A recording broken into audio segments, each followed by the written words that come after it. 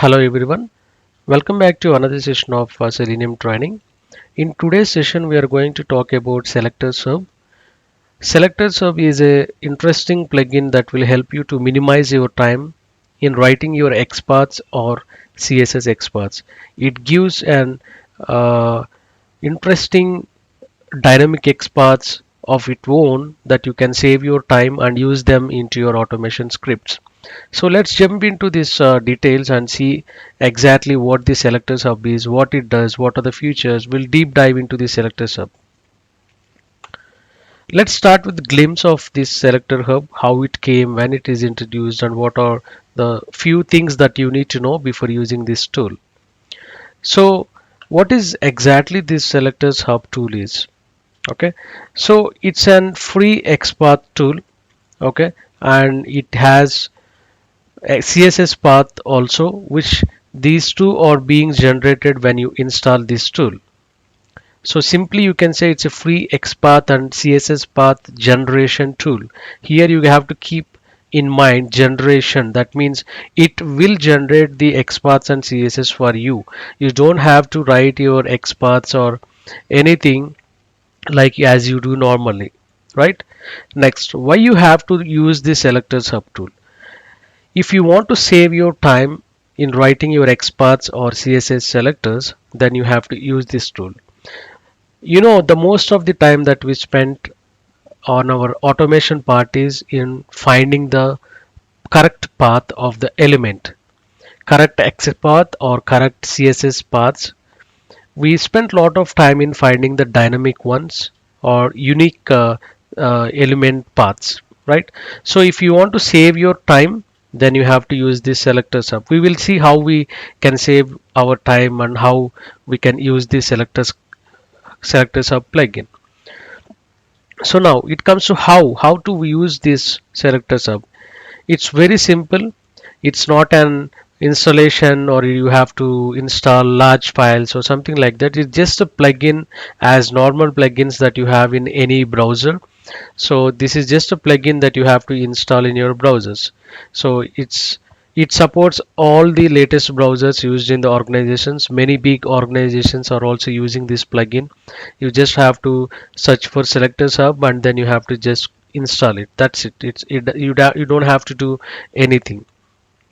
Next, so who invented or who programmed or who found this selectors hub is Sanjay Kumar. He is the founder of this selectors hub. And if you remember the crow path that we used to use earlier, the same person Sanjay Kumar has found the crow path as well. Now he is into selectors hub and he is dedicating his time for us to help us to save our time in lot of manners actually. So I request everyone to use this selector sub, which is very interesting, very flexible, very user friendly, and very approximate. It will give you exact dynamic XPaths and it will give you exact CSS XPath that will you can save lot of your time actually. And this is launched in 29th July of 2020. It's almost up to an year, and it has been spread a lot, and many people on many organizations are using this tool, and it has very good feedback. Personally, I got from my friends, from other organizations as well. So I request you to check out this selector sub. You will definitely like it. And coming to next thing, let's see the installation and we will see the interface, how it looks like, and we will see some features of the selector sub, and we will see the difference between this dev tool and a selector sub, and we will see what how the selector sub will help us in lot of other things. Okay, and then if you want to see what about the selector sub, if you want to get more details, then I request you to go to this resources. I'll be giving these links in the description box. You can get from there. You can go to the home page. You can see the version history. You can see a lot of FAQs, and also it has a certification. You can take certification program, and there is a community where you can join, and there is a blog which defines time to time updates, and there is a telegram group you can join, and there is a Facebook group as well. And let me show you a few things over here. You can see the change log. It's launched in 29th, and if you can see the logs here, so every time there is some change, there is some improvement. The journey is very wonderful of this selector sub, I can say. You can see the notes, what it is updated, and based on feedback from us, Sanjay Kumar has updated many features and made it more user friendly. You can see timely updates. It's happened in July 2020, and again in August. In August there are two changes, and you can see even the dates 21 2021 also. So each and every month there is some very great features being brought into this selectors. You can see nested iframe support, nested shadow dom support. See, this dom support is very important in this selector sub. You can save lot of time, because sometimes these shadow doms create lot of issues, and it's very difficult to find out those elements. So this selector sub will solve all those issues. You can look at these features as well, and you can read this document to know what it exactly, what are the features and how it integrated from time to time, and what are the updates being done from time to time. You can go to these FAQs, Slacks, Telegram group, and you can give your reviews as well. Okay, and there are many reviews, and you can see his YouTube channel and get some videos. So we are going to see some few interesting things here. Let's do some basic understanding on selector sub, and then we'll take it forward to test some pages. Okay, now let's see the installation feature, how to install it in a browser. Let me take a Chrome browser as an example, because Chrome browser is my favorite browser. Okay, you simply go to extensions.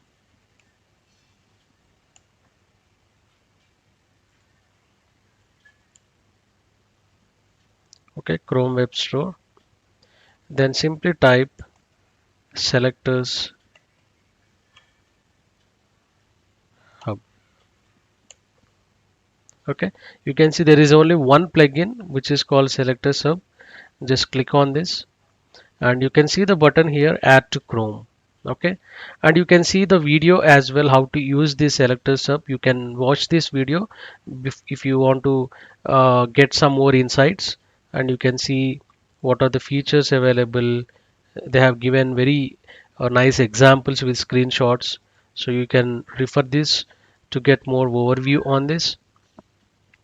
See, you can read about this very nice documentation here, overview, and what is selectors hub. See, selectors hub helps to generate, write and verify the XPath and CSS selectors.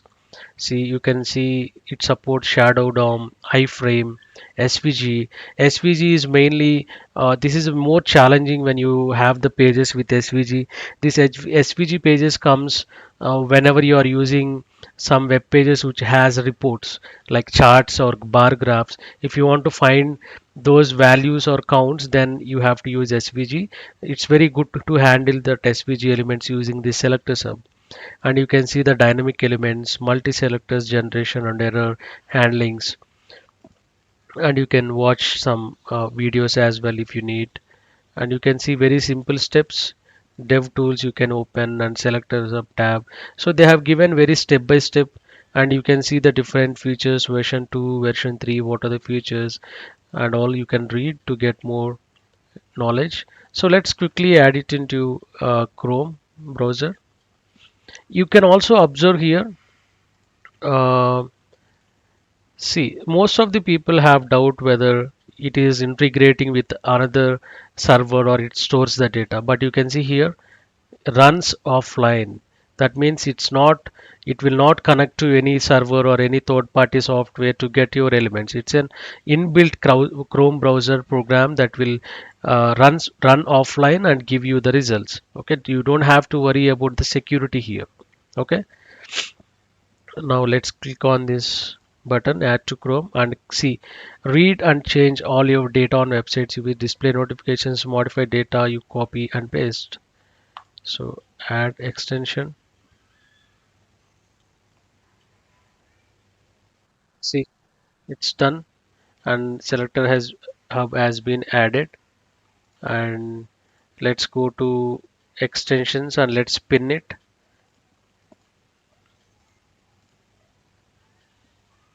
Okay, you can see here.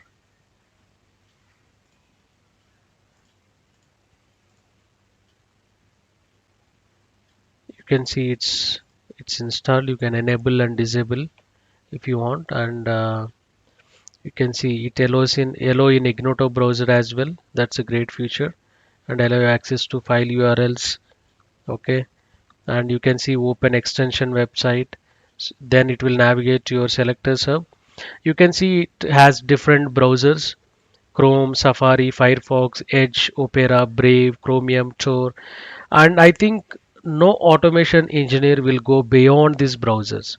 Of course, there are a lot of browsers in the market, but these are the standard browsers that are in the market and that are as per the standards, WWW standards, right? So most of these browsers will be having this selector sub. You can go and install and start using this plugin, right? Now let's open a sample page and let's see how to how that interface looks like. Okay, now right click. You can see when I right click here, selector hub, it has copy relative XPath. Okay, for example, I'll right click on this copy XPath and I'll press F12 and go to this dev tools.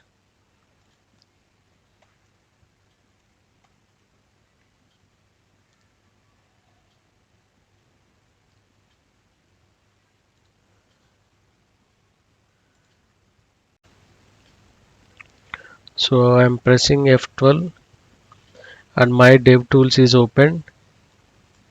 Okay, so let me go here, and now let me point out here. See, so this is a basic dev tool that you use, right? Then if you press Ctrl F, you can write your XPath over here. Now, generally, yeah, I have opened it in another window. Okay, but if you see here, see uh, you can have unlock into a separate window. Okay, and you can see left, right, and everything. Right, this is common thing which you know. And sometimes it would be, see, it is at the end, styles computed, layout, listeners. So basically you will be having like this. What you have to do, you have to scroll this or drag this to the right, or you can simply press this button and you can see here selector hub. You can select like this, or you can simply drag this so that this is visible. This is at the end, so it's added at the end by default. Okay, that's how it is programmed. Now you can see, let's imagine we want this register. See, we already tried to inspect this register, right? See, register login. So presently we are pointing out to the register, and you can see this relative selector, relative XPath, and class name, and JS path, and link text. Okay, and partial link text. Okay, and absolute XPath, which is a full path, and the tag name, whatnot. Isn't it interesting? It gives everything what you need, and you can see here text, ID, class, name, placeholder. If you want to not use text, then you can remove that, or if you feel that ID is common, you can remove that. And if you feel ID class is common between other things, if it is colliding with others, then you can remove this class. And you can see name also you can remove, and placeholder you can remove. Whatever you want, you can do it so that it gives you the relative and XPath, or full XPath, and relative CSS XPath, right? Now let's copy this path. Simply you can see the icon over here. Let me point out that you can see the icon here. See this icon, you can press to copy, you can press here. Okay, let me zoom it. See,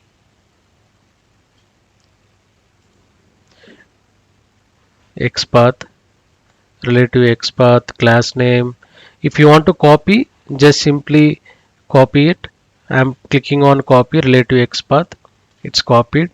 Now let me just bring it down. Now I have a control F button here, right? Let me paste it here and let me press enter. See, it's giving you the correct text path. Okay, now let me copy this CSS selector and paste it here. See, it's showing that. Okay, and in addition to that, it's giving the link text also. If you want to use it in your XPath, you can use this link text. You can use uh, partial link test. Okay, and let us test this absolute XPath. See, absolute XPath, and tag name also they have given.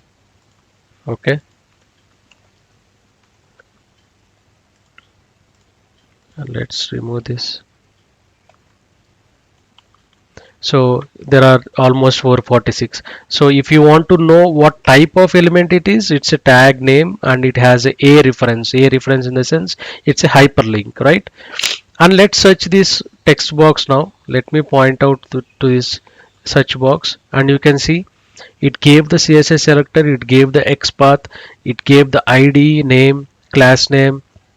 Okay, you don't have to now, you don't have to struggle here to find out what exactly it has.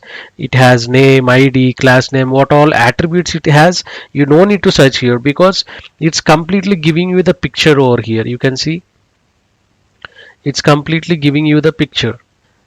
See, it's expand. You, if you click this button, let me zoom it again and show you. See this zoom button, this is the button you have to press in order to get the full list. Again, if I press this, it collapses. Again, if I press this, it comes. Okay, now you can see the complete list of selectors which you can use in your program. Okay, and if you click this off, it will off. See, turn on to get auto suggested functions while typing. Okay, you can even type here. Let's say I want to get the CSS selector of these search items. Okay, let me type this small search terms. Okay, see, it's giving all complete picture over here. And if I want, let me copy this and just type it. See, it's giving the complete logs with search items and all.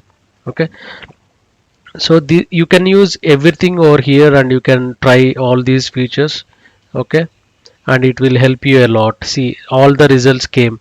If I type ID is equal to small search items, or see here, if I type A, then it gave me all the links.